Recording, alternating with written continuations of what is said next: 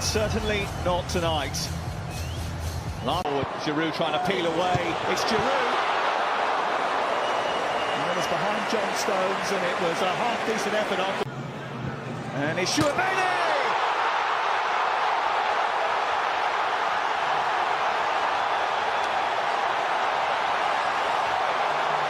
A blockbuster goal in the blockbuster quarter-final. The first goal of the night is a French one.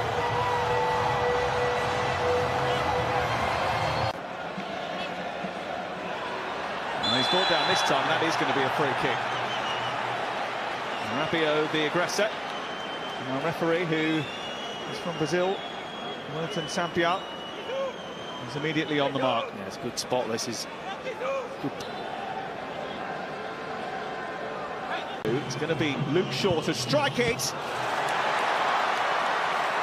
It's a rather comfortable. Kane. It's a brilliant roll. Goalkeeper came out well. Henderson's kept it alive. There's a scramble here. Harry Kane shooting from distance. It took a big deflection, and Hugo Lloris had to spring up and make a very good save. Yeah, the shot was turned down. When Harry Kane gets it, we know what's going to happen. Rabiot on the way, and it was a strange old flight of the ball. Lloris taking no chances.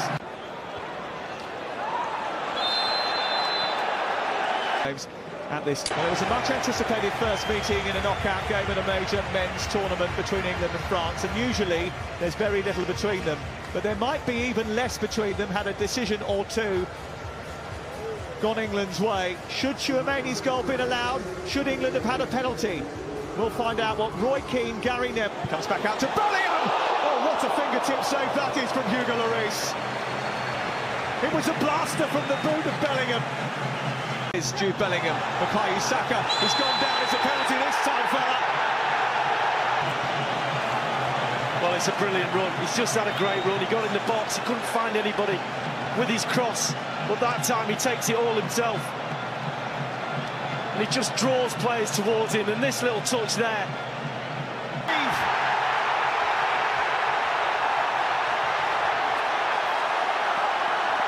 Harry Kane equals Rooney's record and puts England in a month. Where better to achieve that than right now, right here. Well, Mr. Reliable, Lloris, no. Maguire with a header. So close. So very, very close. England think corner. It looked like he got something on it. Here's Shaw looking for Saka at the back post. And Theo Hernandez must have got there first, surely. Well, he was Shaw. Just look at top of your screen, trying to get goal side of the defence. The cross out towards Giroud. Often taken for granted in England, but he is the friend. In towards their belly, there's Giroud. What a save from Pickford. A big gap in the heart of that England defence. And Giroud almost exposed it. Well, they got Griezmann's delivery. Giroud is there again. He doesn't miss this time.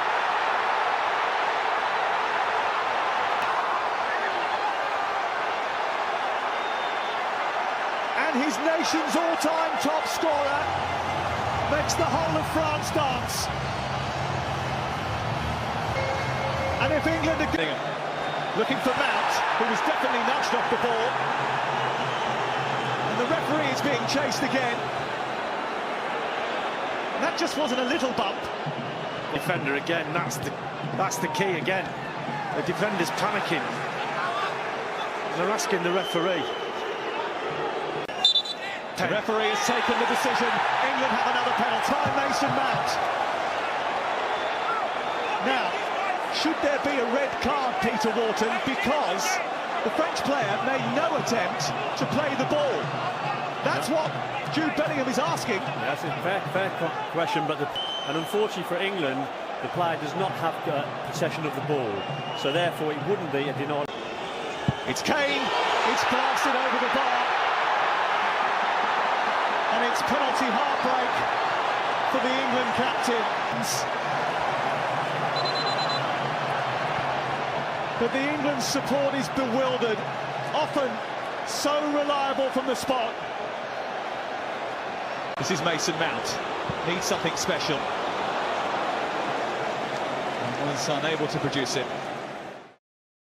What if I told you that one of the biggest matches of the 2026 FIFA World Cup wasn't the final, but the battle for third place? France versus England. Two football giants, two nations carrying enormous expectations, two squads filled with world-class talent. And after falling just short of the World Cup final, they now have one last chance to leave the tournament with pride. Some fans say the third place match doesn't matter. History says otherwise. For players, it's a chance to erase the pain of missing the final. For young stars, it's an opportunity to prove they're ready to lead the next generation. And for supporters, it's one more unforgettable chapter in one of football's greatest rivalries. But here's the biggest question. Who wants it more? Let's find out. France entered the tournament as one of the strongest favourites. Their squad combined experienced champions with fearless young stars capable of changing a match in seconds. Throughout the competition, France looked calm under pressure, dangerous on the counter-attack, and incredibly efficient in front of goal. Even when matches became chaotic, they always seemed capable of finding another gear. England's journey was completely different. The Three Lions carried huge expectations after years of coming close in major tournaments. Their squad was packed with attacking talent, creative midfielders, and a new generation determined to end decades of disappointment. There were moments when England looked unstoppable. There were also moments when they looked vulnerable. Yet somehow, they kept finding answers. Now, after heartbreaking semi-final defeats, these two football powers meet with something important still on the line: pride, momentum, and a place in World Cup history.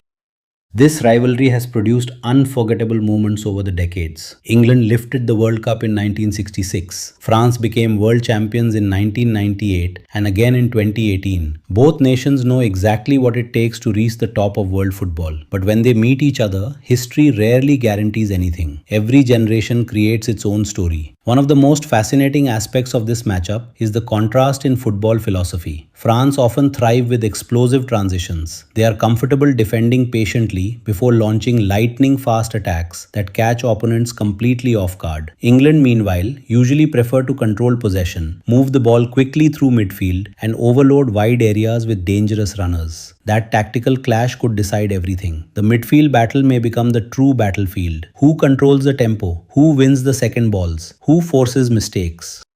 Those answers could determine who walks away with bronze medals. Another factor is mental strength. Losing a World Cup semi-final is devastating. Players spend years dreaming about lifting the trophy, only to see that dream disappear in 90 painful minutes. Recovering emotionally in just a few days isn't easy. The team that handles disappointment better often wins these third-place matches. France have shown remarkable resilience throughout recent international tournaments. Whenever they've faced setbacks, they've usually responded with maturity and confidence. England, however, have been trying to build that same winning mentality. This match offers another opportunity to prove they've truly changed. Set pieces could also play a massive role. World Cup knockout games are often decided by the smallest margins. One perfectly delivered corner, one free kick, one defensive mistake. That could be the difference between celebration and heartbreak. Then there are the individual battles. France's pace against England's defensive organisation. England's creative midfield against France's physical presence. Every duel across the pitch could shift momentum. And don't underestimate the substitutes. World Cup tournaments are exhausting. Fresh legs during the final 30 minutes can completely transform a match. Managers may save their biggest tactical surprise until the closing stages. There's another interesting storyline. For several veterans on both sides, this could be their final World Cup appearance. That adds emotion to every tackle, every sprint, and every celebration. No player wants to leave football's biggest stage with regret. As kickoff approaches, millions of fans around the world are asking the same question. Will France once again show why they've been one of the most consistent tournament teams of the modern era? Or will England finally prove they can finish a major tournament on a winning note? The answer may depend on one unforgettable moment, one mistake, one piece of brilliance, one hero nobody expects. And that's exactly where this incredible story becomes even more dramatic. As the whistle blows, the intensity is obvious from the very first minute. Neither side treats this like a meaningless game. Every challenge is fierce. Every attack carries purpose. France begin with their trademark composure, patiently waiting for space before launching rapid attacks that immediately test England's backline. England respond with aggressive pressing, trying to force turnovers high up the pitch and create quick scoring opportunities. The tactical chess match becomes fascinating. Whenever France push forward, England look dangerous on the break. Whenever England dominate possession, France threaten with explosive counterattacks. Momentum keeps swinging from one team to the other. This is exactly what fans hoped for. The midfield battle becomes relentless. Every interception matters. Every loose ball feels like a turning point. As fatigue starts to appear, technical quality becomes even more important. One perfectly timed pass suddenly opens space. One intelligent run changes everything. Then comes the pressure. A missed chance, a brilliant save, a desperate block inside the penalty area. Moments like these define World Cups. The crowd senses that one goal could decide everything. Managers begin making substitutions. Fresh attackers enter the pitch. Experienced leaders organize the defense. Young talents are trusted with enormous responsibility. This is where tournaments create future stars. If France managed to strike first, their experience in protecting leads could become their greatest weapon. If England score first, confidence could flow through the squad, allowing them to play with freedom instead of pressure. But football rarely follows the script. Unexpected heroes always seem to appear. Perhaps it's a defender scoring from a corner. Perhaps a goalkeeper making a career-defining save. Perhaps a substitute producing a magical moment that changes history. That's why the World Cup remains the greatest sporting event on earth. Every match has the power to create legends. Regardless of the final score, both nations leave this tournament with valuable lessons. France continue proving they belong among football's elite, maintaining remarkable consistency across multiple World Cups. England continue building experience that could shape their future for years to come. The players will remember this match not because it was for third place, but because it was another opportunity to represent their country on football's biggest stage. Sometimes, bronze medals carry more meaning than people realize.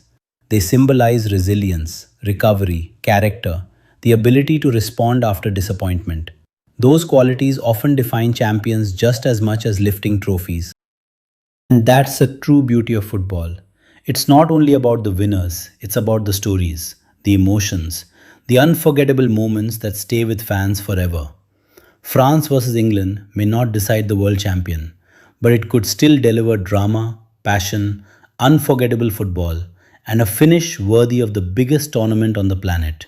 Because in the World Cup, every match writes history, and sometimes the greatest stories are the ones nobody expected.